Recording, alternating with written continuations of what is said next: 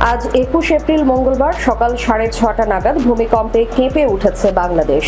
ঢাকা সহ দেশের বিভিন্ন জায়গায় এই ভূমিকম্প অনুভূত হয়েছে। মোটা দাগে এই ভূমিকম্প আঘাত হেনেছে ভারত মিয়ানমার সীমান্তে। এটি ছিল মাঝারি মাত্রার ভূমিকম্প, যদিও সারা দেশে মৃদু কম্পন অনুভূত হয়েছে। আর্থওয়ার্ক ট্র্যাক জানাচ্ছে রিখটার স্কেলে এই ভূমিকম্পের মাত্রা ছিল 5.1 মাত্রা।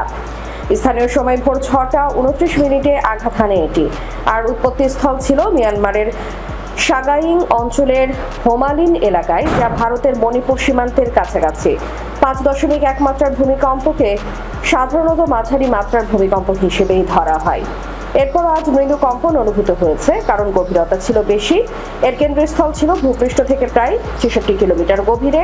এদিকে যুক্তরাষ্ট্রের ভূতাত্ত্বিক জরিপ সংস্থা USGS জানায় ভূমিকম্পটির মাত্রা ছিল 5। ভূপৃষ্ঠ থেকে এর গভীরতা ছিল 100.6 কিলোমিটার। ভারতের ন্যাশনাল সেন্টার ফর সিসমোলজি অবশ্য জানাচ্ছে মঙ্গলবার ভোররাতে মণিপুরে 5.2 মাত্রার একটি ভূমিকম্প অনুভূত হয়েছে। কেন্দ্রস্থল ছিল কামজংয়ে।